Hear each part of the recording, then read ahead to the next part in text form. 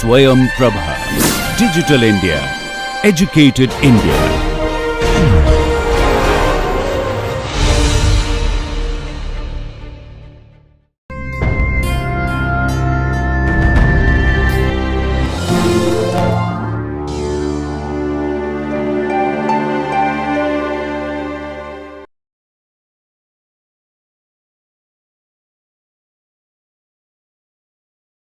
So, Shreek and Sulakshan had given some industry trends on how like technology is evolving, how malware is or the various security threats are changing the landscape, how we need to be protective about the intruders, how we have to protect our assets which are now no longer under our complete control, but rather in a out in the cloud, and it is like in a lot of sense it is pretty much out there if you don't put enough precaution, right. Now, I am going to talk about another paradigm which or pattern which we are seeing in the industry, which is completely changing how data is evolving, right. So, most of you would have seen or at least like will be owning one or more mobile devices, right. So, either it could be a phone, or it could be a tablet, or it could be like a phablet they call, right, which is kind of in between. Obviously, you can do lot of things on these devices, much more than what a phone was originally envisaged for, okay. So, I think if you think about it, calling and sending messages is probably 10% of what you do. You do much more than that, right, with a smartphone.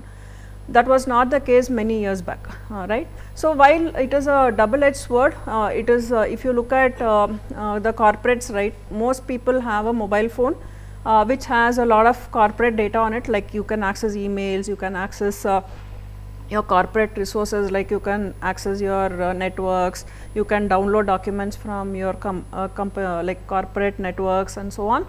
On the other hand, it is becoming a big security risk, right. So, you are just leaving data on your device which is like again not completely at the control of the admins of the customer. It is like partially the admin's control and partially the device owner's responsibility, right. Now, coupled with this fact that there are a lot of choices as well available, right, like we are almost spoiled for a choice. Someone might have a preference for iPhone, someone might say okay, I love Android phone, whereas I am a very big fan of Microsoft phone, because it just lets me work for like I do not have to charge my phone like for 2 days and so on. So, when I am traveling for a short trip, I do not have to carry another charger, or I do not have to have a power bank and so on. So, everyone has a choice that they want to make, and apart from the functional value it adds, it also is kind of becoming a fashion statement, right. Like say next month if iPhone is releasing a phone, it becomes like a fad that okay, the day after iPhone is released, I have an iPhone, the latest model, right. Or okay, Redmi is releasing a phone on Flipkart, that day Flipkart is choked, right. So, people are spoiled for choices and they want to own the latest and greatest. So, which means that corporates have a headache that they no longer can procure devices and give to their employees, right. So, they leave it to the employees to bring a phone of their choice, okay. So, do you know what this model of working is called? Okay, so it is called BYOD, right, bring your own device. So, like of late even custom employees are saying bring your own laptops, okay. So, you do not want to be stuck to okay a Windows laptop, you can have your own choice. If you are able to spend on a Mac, okay, go get one. Or if you like some other, like I can only give you HP, but I have preference for Dell, okay, go ahead procure one and bring it, okay. So, on one side it is letting employees to have devices of their own choice, and thereby it is less of a headache on admins, you know, to go procure devices of their choice. On the other hand, again the same problem, right, you are having devices which are not completely governed or controlled by the corporate. There is some part which both the parties have to play. Okay, so this is where MaaS360 comes into play. So the primary the big motive here is we want to make sure that devices are protected and corporate resources are protected, right. Like you push emails to your device is downloading emails, okay, and say the person is traveling and he has lost his mobile, right. Now sensitive data could be compromised, right. Like imagine it's a salesperson and he has all sales projections, or he has very important deals information, and it goes to the wrong hands, right. All his hard work is lost. The customer is losing a lot of very secret data there, which could go into wrong person's hands, correct. So MaaS, the primary intent is to secure laptops or secure devices from corporate from threats, in all kinds of threats like malware and malware apps, or you have different stolen data, everything, and at the same time you are also compliant with what is called the security policies of the organization, right. Like somebody could say, I can like I know I don't lose my phone, I always keep it in my safe handbag and so on, but it is not always secure, right. When you lose it, you lose a lot of things, right. So companies can enforce very advanced security posture, like they can say that the data can be should be encrypted. You can enforce passcodes, you can enforce authentication against corporate resources, right. Like you can only say if you are connected to the corporate network, then you can access certain resources. So you can enforce a lot of company wide practices on the device, and therefore you get a mix of both, right. Like both the employee is happy that he is able to work with a device of his choice, and the employer is happy that he is able to bring the devices up to his security posture, right. This is one aspect to it. The other aspect where MaaS brings value to the customer is that we are able to enforce security controls which are relevant for that industry, right. Like say if it's a healthcare industry, right, they might have certain levels of security requirements, whereas if it is finance, they might have a different set of security requirements. So we have a lot of templates which help customers to enforce what is the highly recommended set of posture for that industry. Okay. So we have close to about 15 years, this product is almost like 15 years, it has evolved into various stages, 15 years, and collectively maybe about 1000 plus years of expertise doing the same thing for different markets, for different over different time. We have seen how this industry has moved from where it was 15 years back to now. So we have seen a lot of evolution in this space. So this is all a combined effort of all our learnings with what is driving the market as well.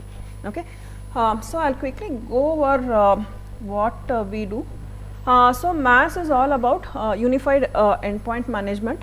So there are customers who give only mobile device management. There are our competitors who give only laptop management, but this is one suite which gives you an end-to-end management. So you could have both mobile and devices management, mobile and laptops management in one window.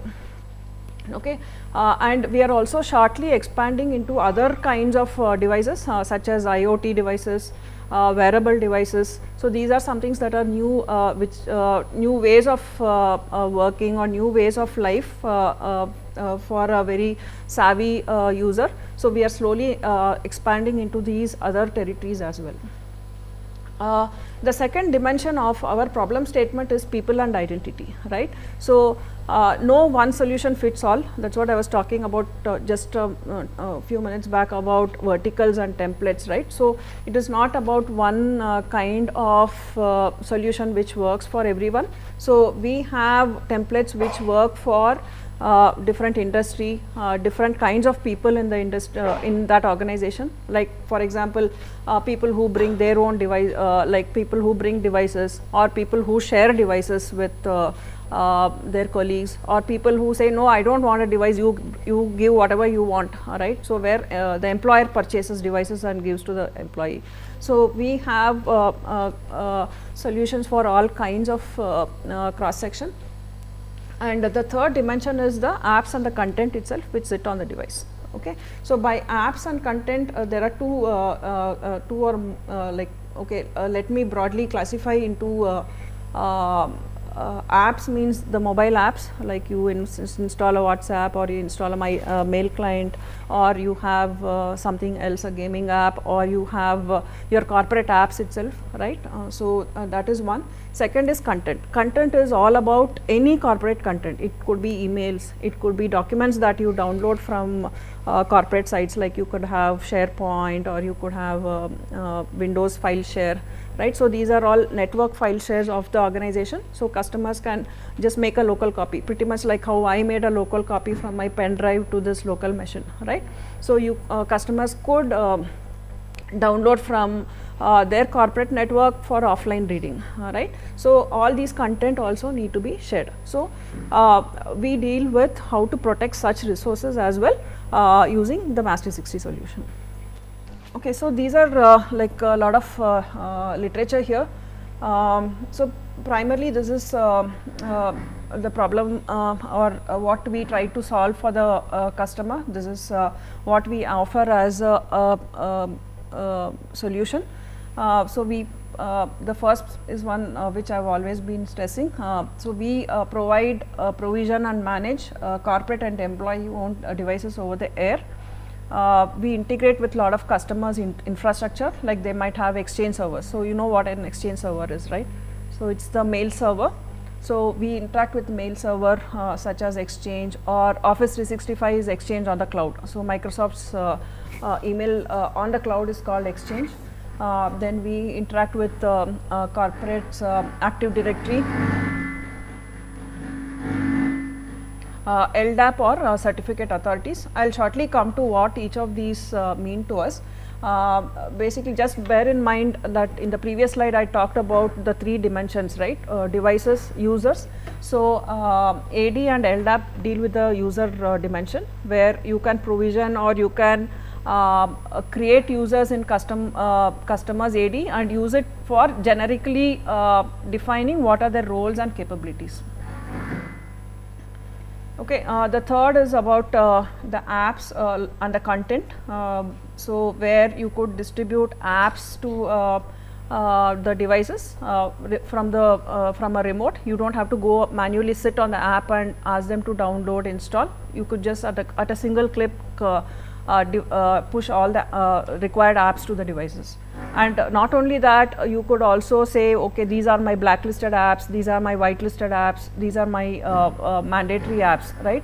So that if devices don't comply into that, they are flagged as non-compliant. Okay, the next is secure access to corporate intranet sites. So this is again protecting corporate sites from devices, so that even the corporate resources are secure, right. You don't expose your corporate resources to bad devices or rogue devices.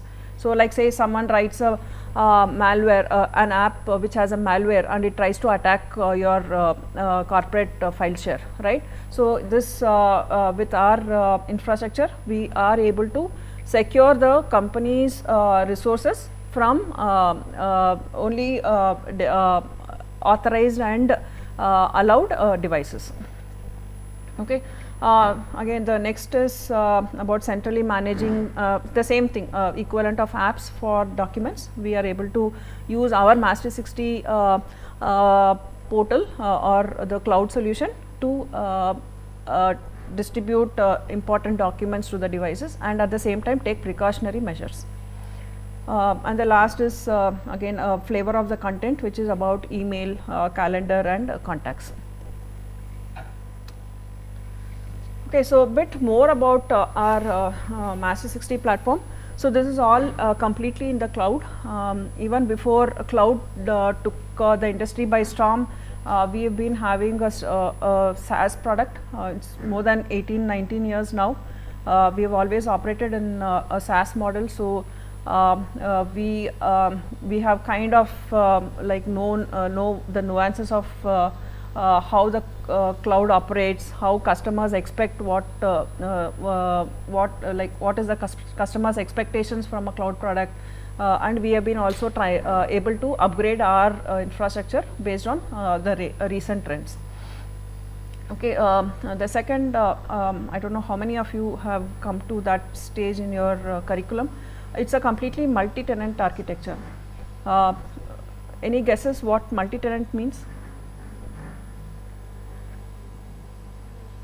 What is a tenant?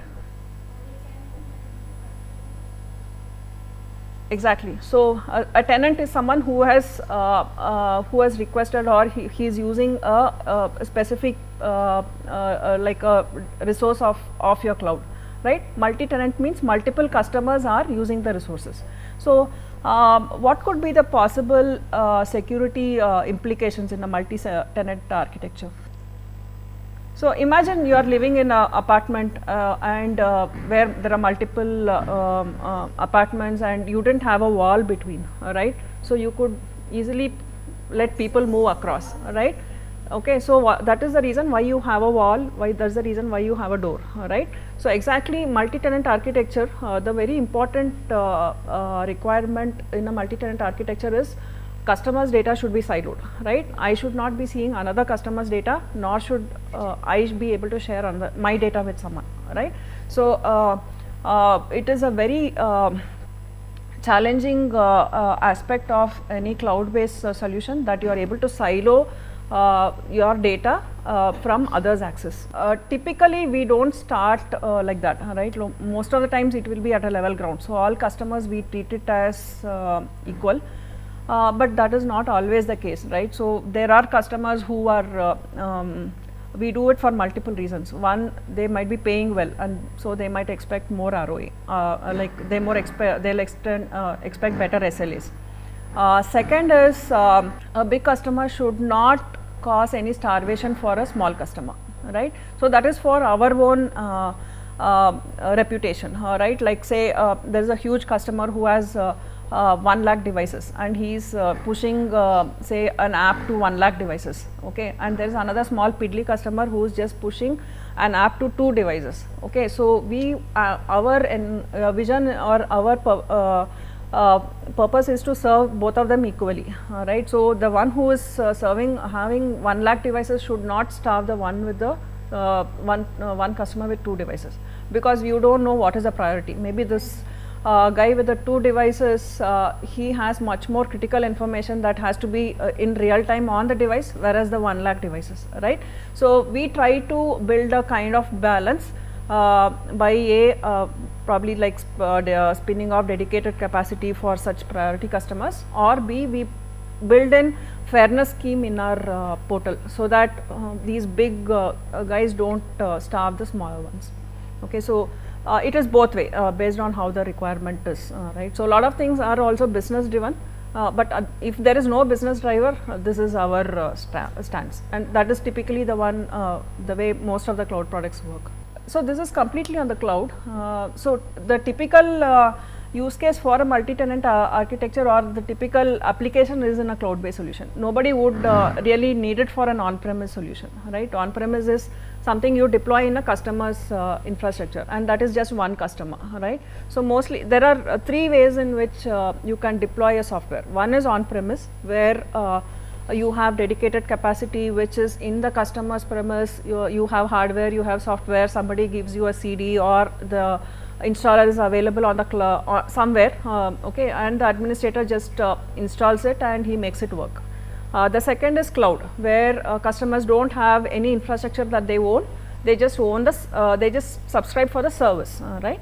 The third is a middle ground, where a hosting company, right, can host it on behalf of someone, right, where like say you can 3 or 4 customers together host it in one place, right. So, it is only for these 3 or 4 customers, the others do not really subscribe to this.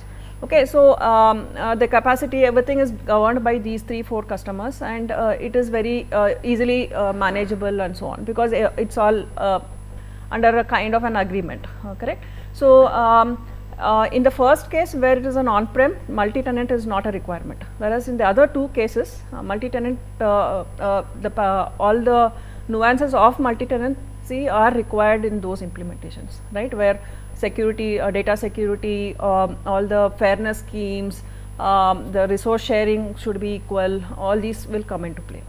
So, we have data centers which are spread across the world, I will come to that shortly.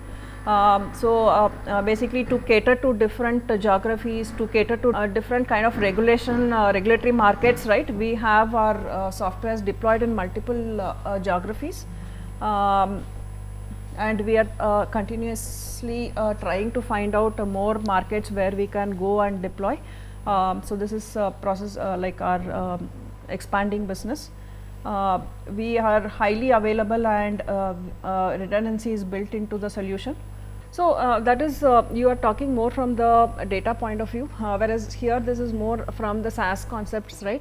Have you ever seen your Gmail go down, or have you ever seen Instagram go down? Okay, but imagine in the morning, the first thing that Sri talked about, these companies are constantly upgrading their code, right. So, they are doing functional changes on their apps, at the same time they are giving you almost 100% available software, right. So, how is that possible? Yeah, exactly. So, what they do is, say you have deployed your code on 10 servers, okay, and all the 10 are servicing the request from users, right. What they do is, at one when they want to upgrade the code, they bring down one at a time or multiples at a time, so that the others are able to cater to the request. And once the upgrade is done, they'll move, they'll do a rolling upgrade on the others, right. So, that all you to the end user, there is absolutely no loss, or they don't see any downtime. At the same time, you are able to like patch it up, or you are able to bring your code in a very seamless fashion, right. So, redundancy kind of drives your high availability. Well, it does increase the cost of maintenance, but it is again a conscious decision, right. So, we don't always go for high availability all the time. We look at like, even if you look at MaaS, or if you look at any software product for that matter, if it requires 100% or near 100% requirement, right, then they will put more dollars into it. Whereas, if there is a portion which does not have to be highly available, then it might not have as much of redundancy, right. So, even in MaaS, right, like what faces the customer or what faces the end users, those are highly available, but there are portions which are behind, which we can afford to have lesser SLAs. Those we do not put so much of money into it, right. So, the redundancy factor might be lesser there. Okay. See, the other aspect of highly available architecture is that you have to make sure that the response time to the users, to the end users, are also not impacted, right. So, if there is an app to which you constantly make more requests, then it makes sense to put more servers there, more capacity there, right. Like, if you look at your Gmail itself, right, a mail server, that farm might have many more servers than a Google Translate, right, because Google Translate is not something which is very often used, right. So, kind of it's a like combination of multiple things. It is driven by the functionality that that particular app offers, and how it is used by the end users. Okay. The next one is, see, mobile is again in a very dynamic world. Like I was telling you at the beginning of my talk, that when a new OS comes, there is a big craze to either buy the new phone, or you upgrade the phone, right. So, it becomes very important that we keep our offering at a up-to-date state, right. Like, say, we know for a fact that Google gives a new update every September, right. So, what we have to be ready is by September, the day when Apple releases a new iOS, we have to be ready for all the features that OS provides, and at the same time, if you don't do it, there might be some security lapses that it might introduce, right. So, like for example, few versions back, it didn't have a encryption on the phone, right. Now, I don't remember exactly which version, they introduced phone disk encryption. Okay, say our softwares were, our MaaS360 was not up to date for imposing that, we would have left a hole in the devices, right. So, we have to provide 0-day support, not only to make sure that the features are supported, but also to make sure that we are serving the purpose that we are in for. Okay. Then it is one of the easiest to use apps. I'll shortly tell you why we claim that as our USP. You can just at the click of like a few, we have always consciously maintained that within 10 clicks a customer should be set and running, right. So, that has been our goal. So, we make sure that all our user experiences, our steps to get a customer onboarded or a step to get a device into our system are very seamless, and it requires very less manual intervention. Okay, so important aspect of any cloud solution is that you should not get into too much of customer support as well, right. In a typical on-premise solution, there will be a support person also sitting with in the company, like say a SAP product is being implemented or Exchange is being deployed, right. There will be some person from Microsoft or someone from SAP who is sitting in the customer's premise, who is constantly offering them support, whereas that is not possible, or it is not something that is true expectation from a SaaS product, right. The customers don't want any kind of investment, be it hardware, software, or be it people, right. They just want to use the software and not be too involved into the other aspects of managing. So, the user experience is therefore very important. So, we have in IBM we have a team which is called the IBM design team, which is constantly looking at industry standards, which is looking at the ways people use, it looks at the evolution of technologies, right, and also diversity, right, like left-handed person versus a right-handed person, physical challenges. So, there is a team which is constantly looking at all these parameters to give very good user interfaces. Okay, so, apart from the lesser number of clicks, we are also constantly upgrading our portals, not just MaaS, across the board, to give very good experience for the users across, not specifically for English users or only for technically savvy people. So, it should be very intuitive UI as well, right. So, ease of use is another thumb rule for us. Data security safeguards. So, this is what the speakers earlier had talked about, secure engineering. So, we have few experts who are constantly looking at whether we are developing code by good security standards, whether we are constantly upgrading our systems, both the our infrastructure as well as our code should be using a good, so we should not be introducing any security problems. So, being in a security space, we can't be introducing any security issues by ourselves, right. So, that is an absolute no-no, it is a kind of a blocker to any release that we make, right. So, prior to making any release, we have to go through a lot of checklists and tests to make sure that our code is safe to begin with, right, even before we solve a customer's problem. So, the next one I will skip, you do not have to, it's probably little involved topic. Then we have a lot of API support. APIs are just like web services that we give, so that customers can develop their own apps using our capabilities, right. So, they do not have to use our app, they can say they have their own app that they are comfortable working with, right. So, they can just use some of our APIs and leverage the capabilities that we give to achieve what they want. And the last one is again something about compliance, I will skip for now. If you have interest, you can probably look at some of the material available. So this is a very hot topic. Again, IBM takes it very seriously, and we give a lot of thrust to it. That personally identifiable information is not leaked out unless there is a proper consent, right?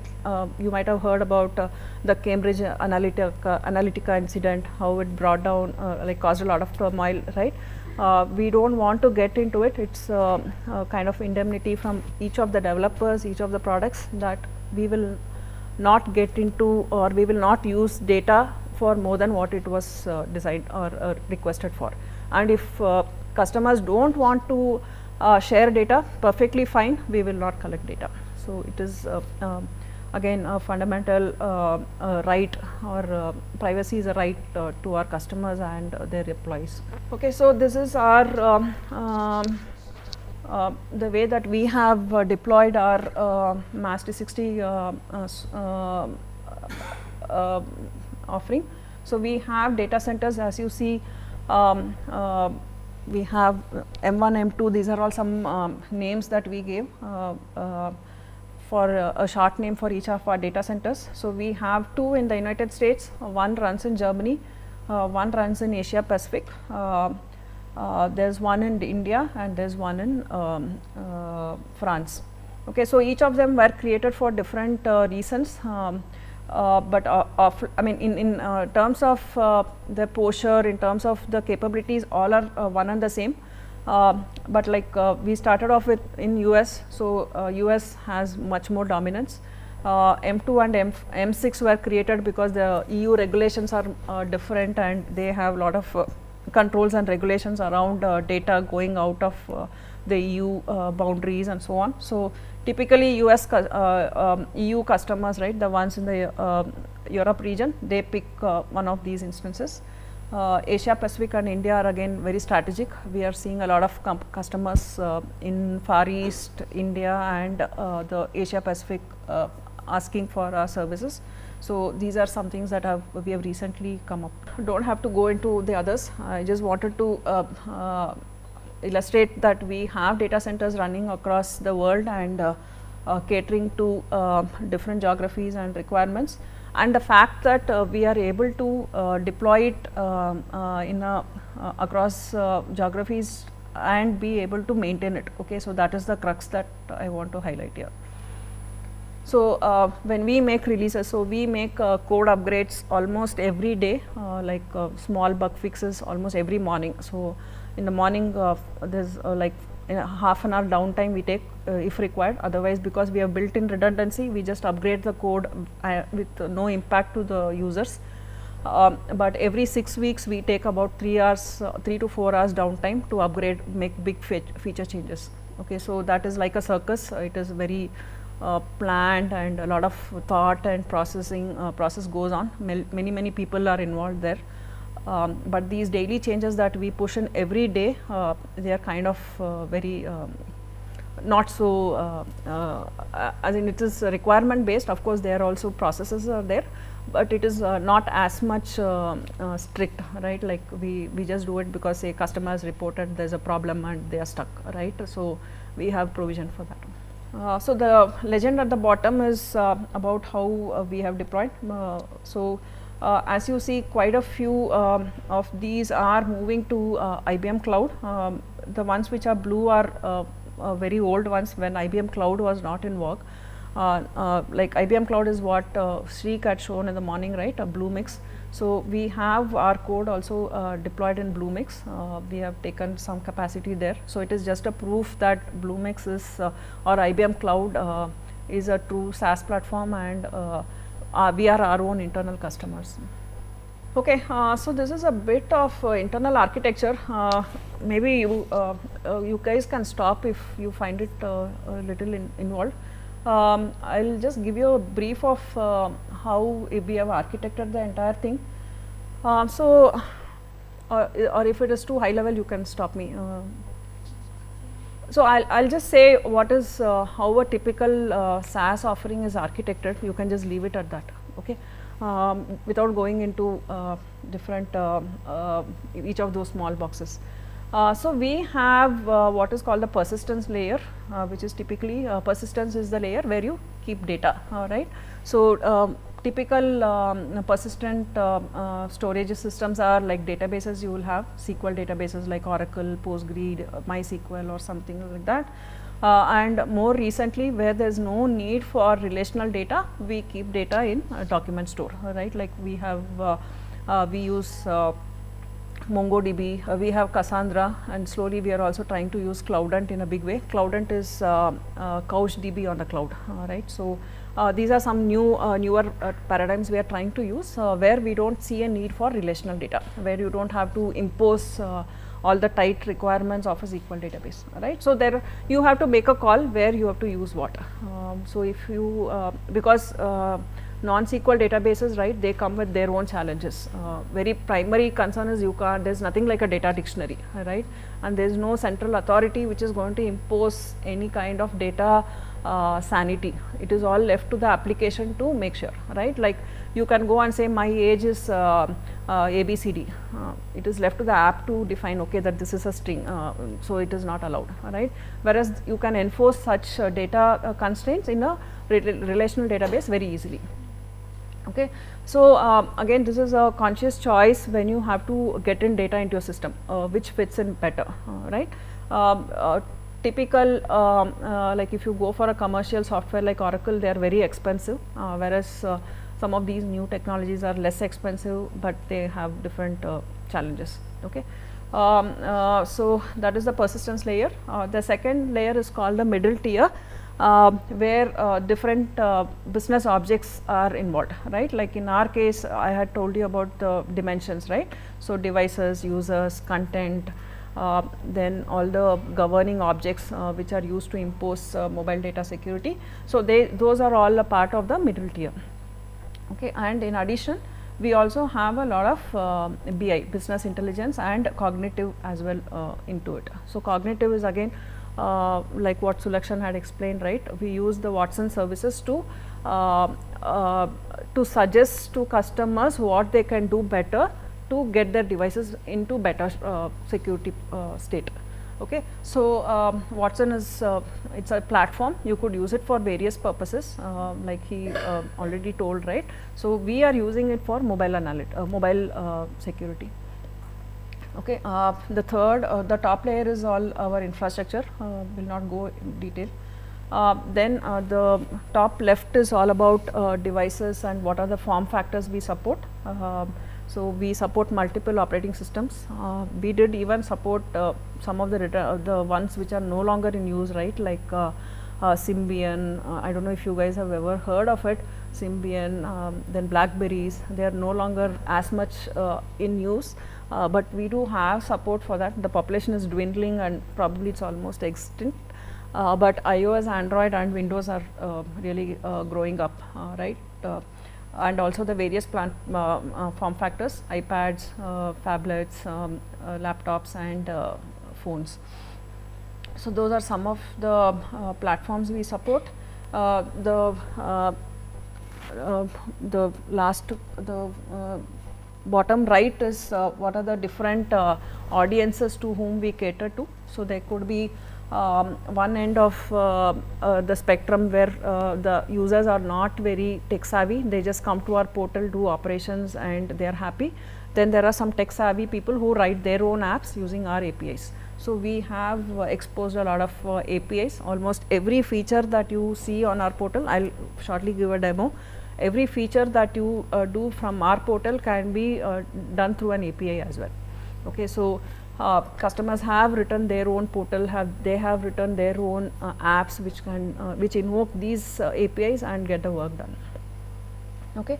The top right is the different infrastructure to which we interact with, which come with the customer, right. Like they might have their own email servers, they could have their own identity sources, or they could have their own file shares or content systems. So we interact with all of these, which like are typically not exposed to the outside world, right. So they will all be sitting behind a firewall.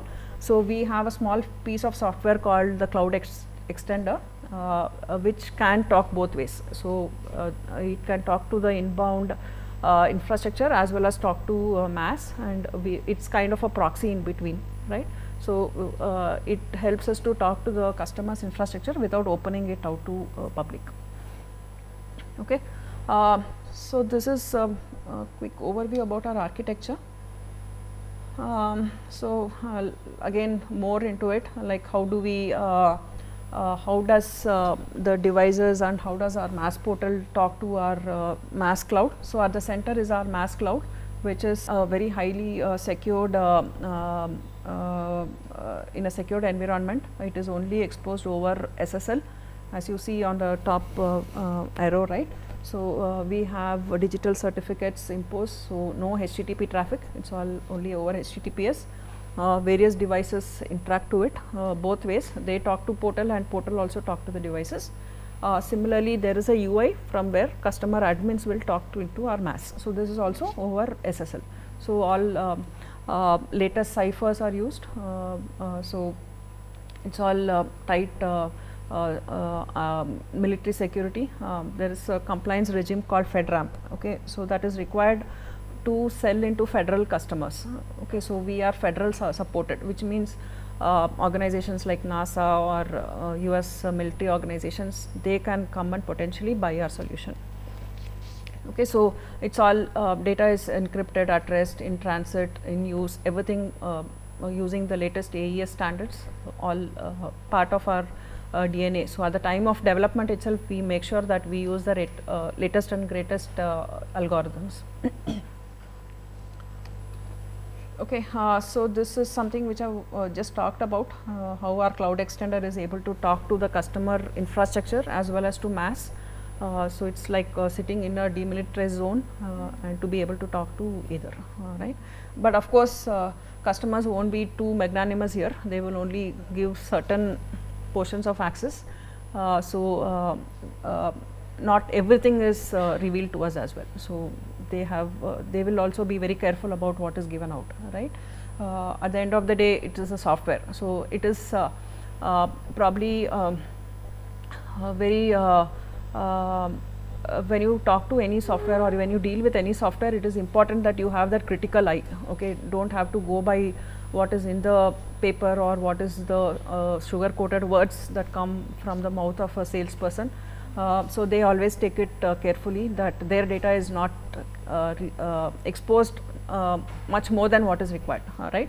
So, and we also do not like our strict requirement is personal PII data should not be compromised, right. So, we do not also collect data which is more than needed. So, it is both the ways.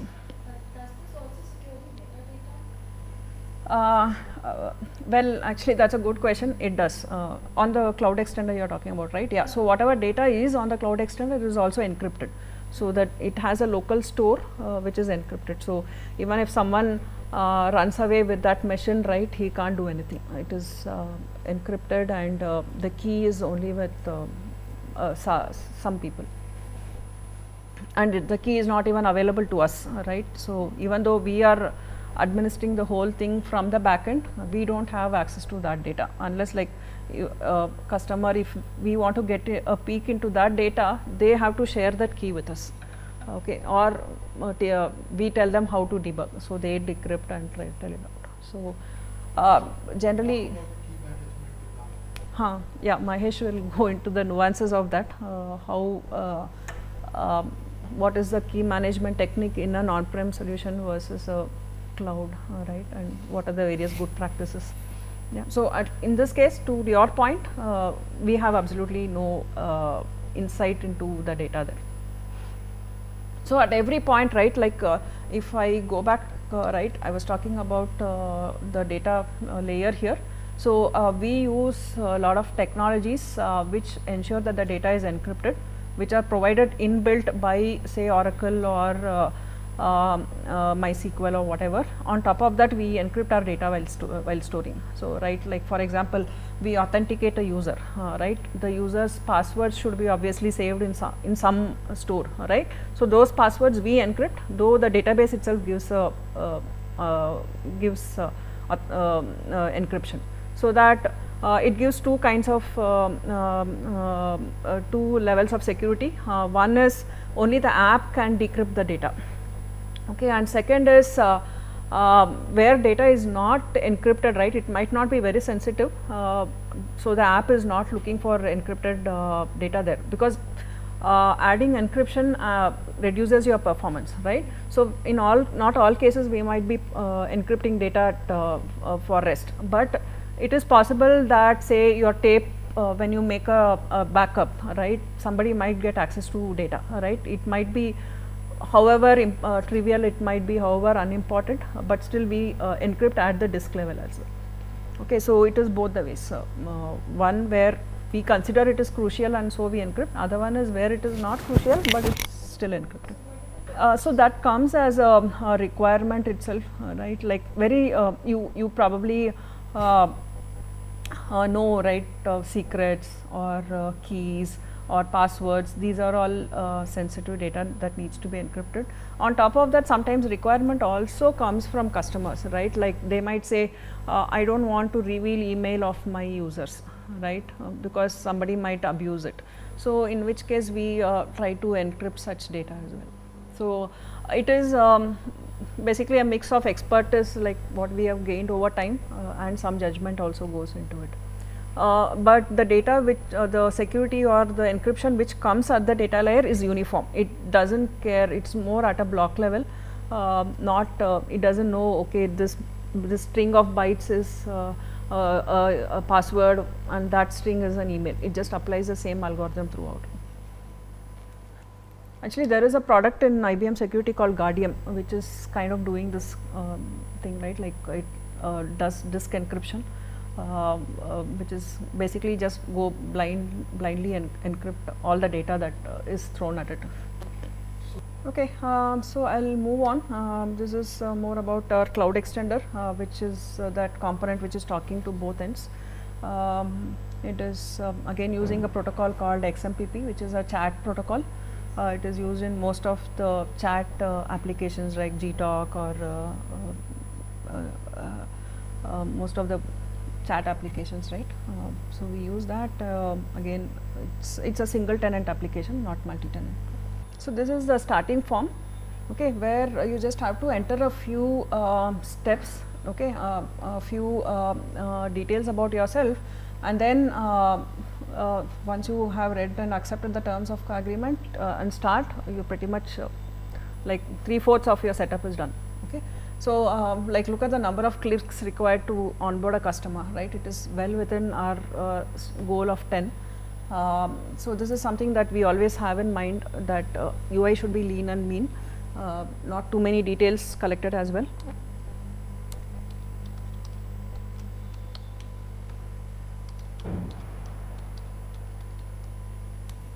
So I'll just give some email here.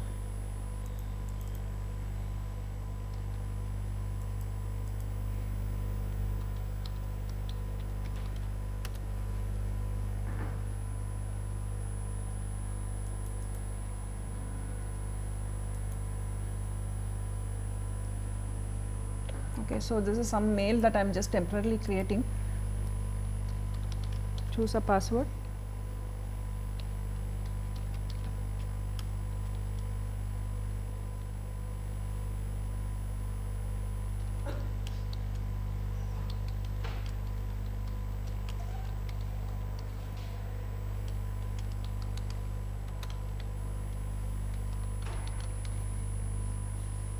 So you have to give a meaningful number if you want any good conversation to happen, but I'm just for the demo.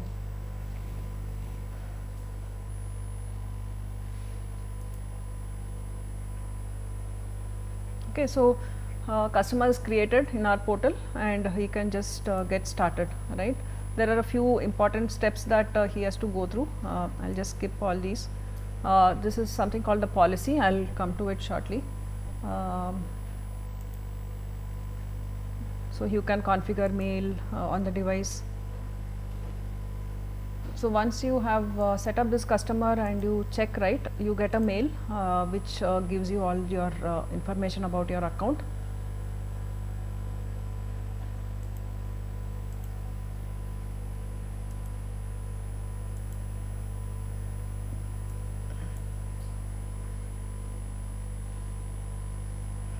So then there is something called enrollment step, where the devices are actually brought into the system, so that you are able to manage. Okay.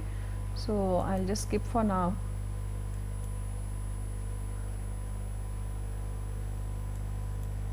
So once you are done here, right, you get to what is called the home page. Okay.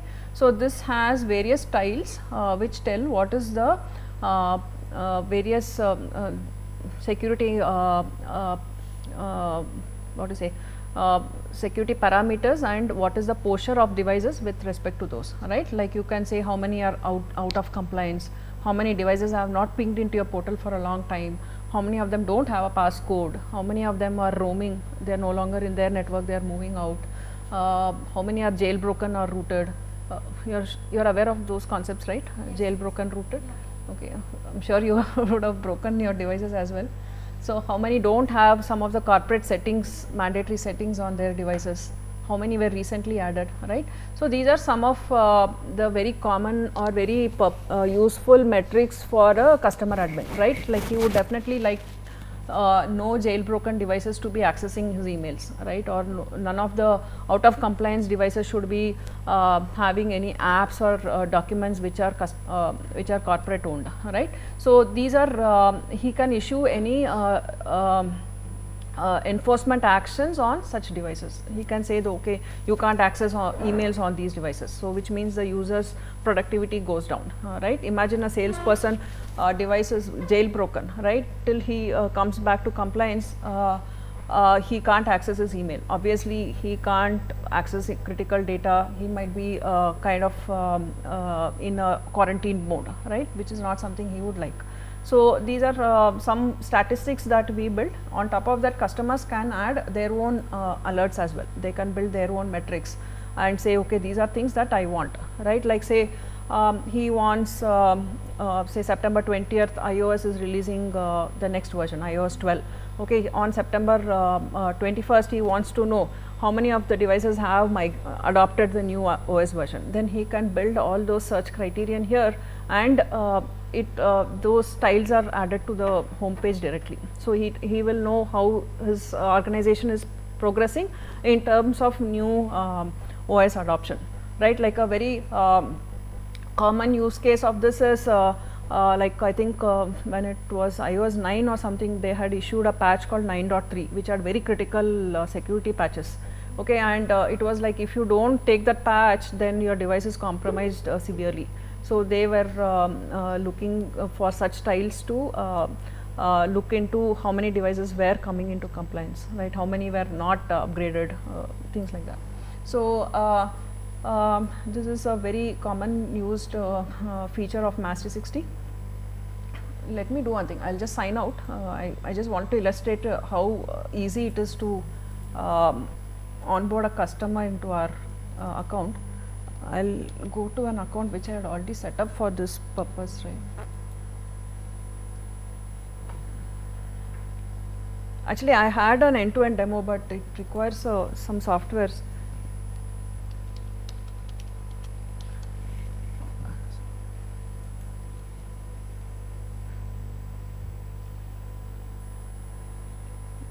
Okay, so this bottom part that you see here, right, these are called some advisors which are powered by Watson again.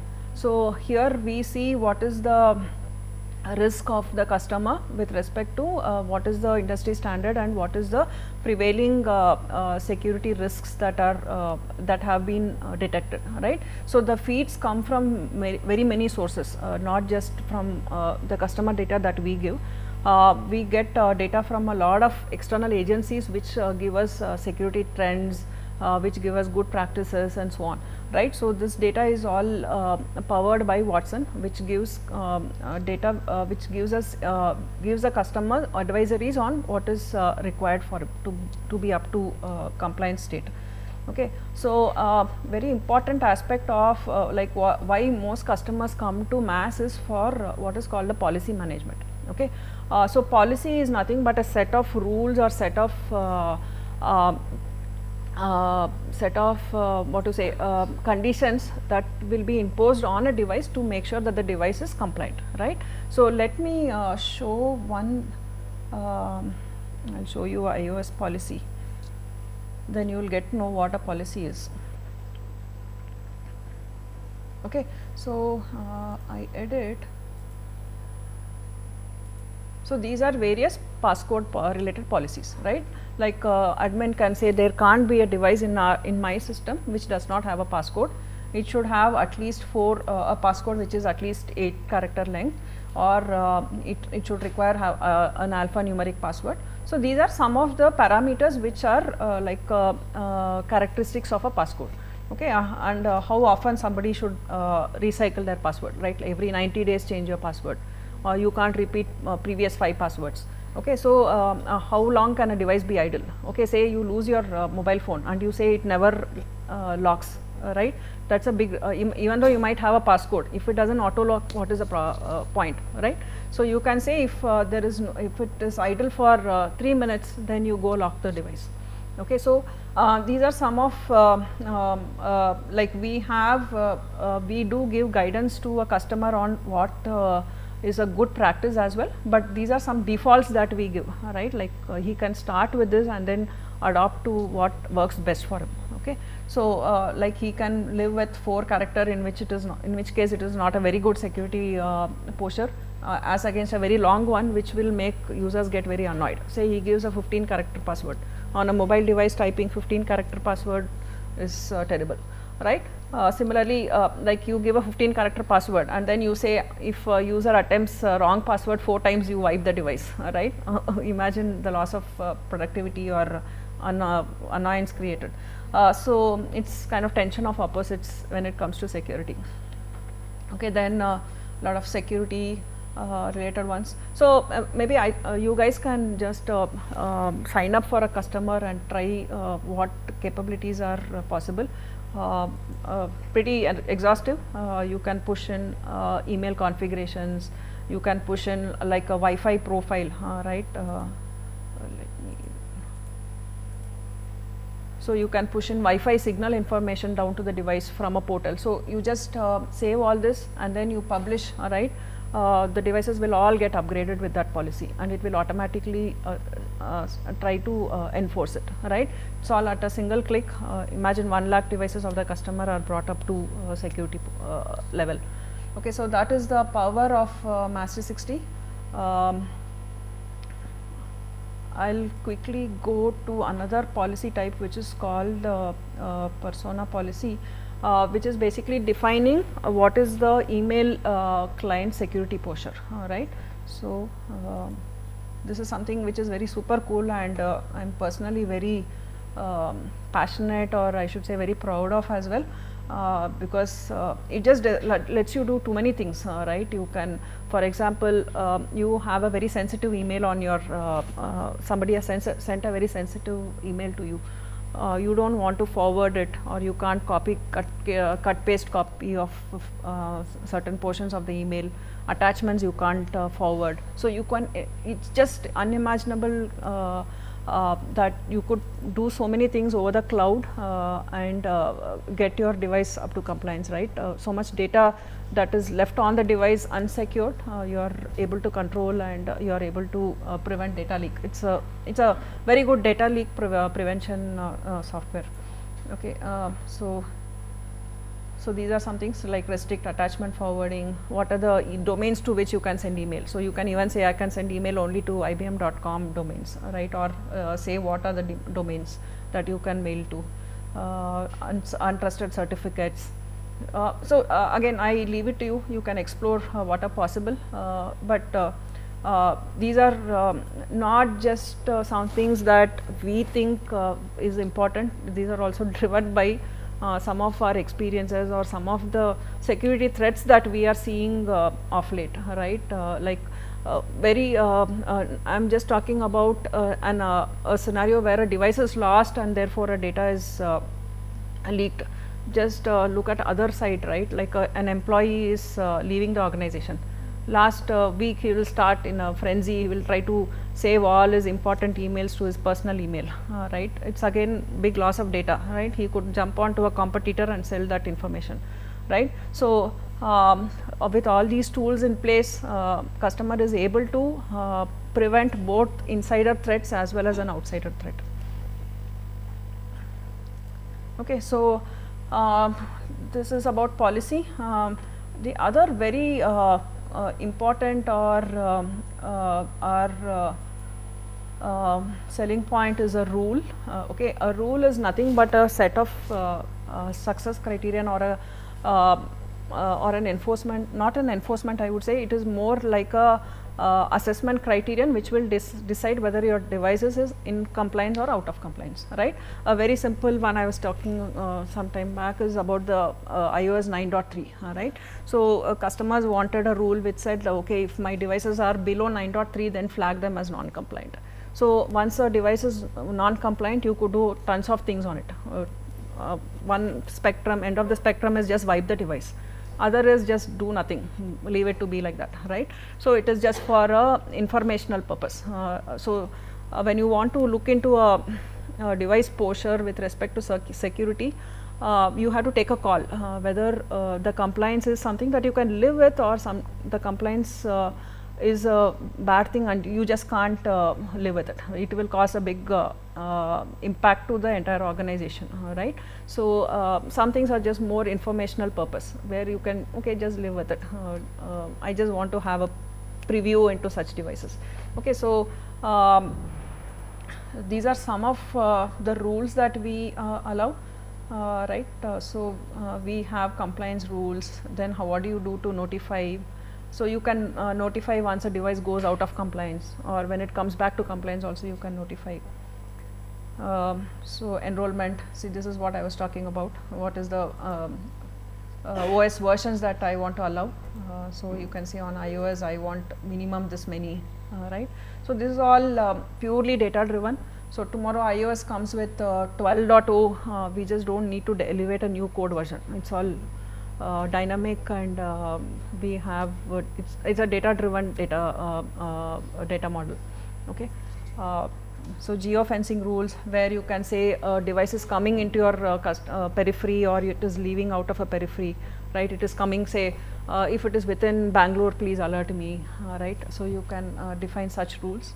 Monitoring rules are more around your SIM changes, right. Like SIM is again a very sensitive or a very vulnerable piece of hardware on the device. So SIM changes are very sensitive as well, especially now in the context of lot of things happening over a phone, right. SIM is a very crucial piece of hardware on your device, right. So roaming changes, like a device goes into compliance out of moves out of the network or in network. Okay, so I'll leave out the other two, little advanced. Okay, so rules again very powerful. It helps to impose any corporate policies that you want on a device.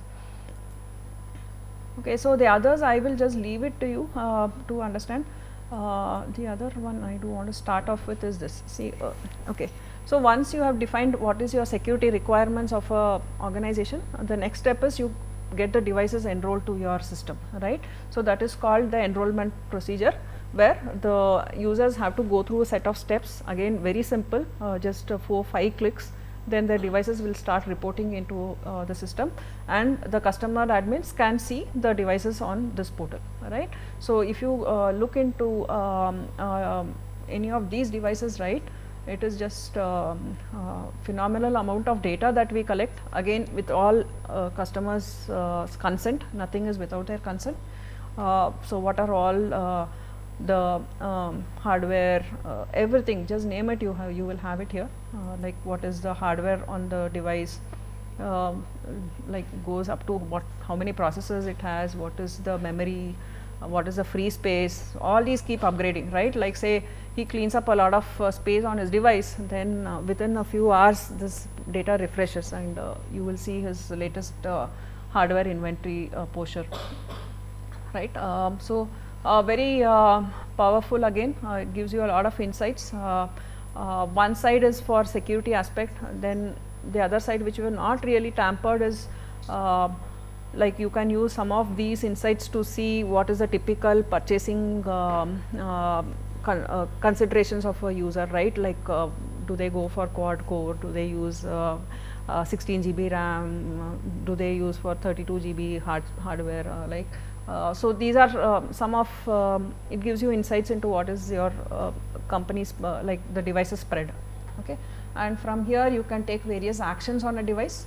Okay, so say a device is lost or a device is compromised, so you can just go and lock the device. You can reset a passcode on the device. So say passcode is compromised and the device is lost, you can just go change the passcode remotely. You can wipe a device to the extreme case. So these are some of very often or sought after features. Or you can do a selective wipe where only selective information is lost, right? Like say a user is bringing his own device, you just can't do a full wipe, right? He might want his personal information to remain, but only corporate content goes away. So the selective wipe will only remove corporate content, his personal data will continue to be there. So these are some actions that are possible, which is primary or the bread and butter of why we are in this space. So it is actually a combination of both the initial policy on the device, and once it is compromised, what you do. So if it is offline, you can't do much. Yeah. Well, actually, in the case of iOS, we can't do much, but in the case of Android, right, we have built in all these compliance. In the case of Android, everything runs on the agent on the device itself. There's a small piece of software which is running on the device itself, and that is a kind of a self bomb. So if it finds that the device is out of compliance, no matter whether you're connected to internet or not, it can do a self destruction. So iOS is kind of little restrictive. It doesn't let you do a lot of things. Inherently, Apple has been like that, but with Windows, it's a lot more open, and app can do a self destruction by itself. Okay, so that was an Android device. iOS, very similar features. In most of the cases, we have feature parity. Both all platforms support similar things. So in this case, if you look at it, this iOS device is out of compliance, and you see the reason as well, that the OS version is not in compliance. So you see the compliance status, which is out of compliance, and what is the reason you have. Okay. Yeah. The other one is you can distribute apps to a device. So these are the apps which are installed on the device. We collect all that information as well. Again, just to ensure that, I mean, we don't have any intention to collect, just that if admins want to impose any specific rule on that, he can do. Like say, tomorrow someone says WhatsApp version, the current version has a bug, right? He can quarantine such devices which have that version, right? All these are collected with the intention of aiding security enforcement. Okay, so that is all I had as a part of it, part of the demo. This is something I'll quickly show what we do here. So we have some reports that we have built out of the data we collect. So ownership. So these are all corporate owned devices, no BYOD. Then so hardware inventory, it gives you what is the statistics, right? So what is the spread of your OS, Apple, this one, then operating system versions, what is the free storage. Okay, so these are all greater than 10 GB. So this will give you a kind of a tabular form, the same data. So you can slice and dice how you want. Apps inventory. Okay, so there's no graph here, very verbose. Okay, so some very some are useful, some are not so useful, but because we have data, we try to give as much as possible, because just a framework, you just have to key in data and it builds nice graphs, cool graphs for you. Okay, so that's all I had for this demo.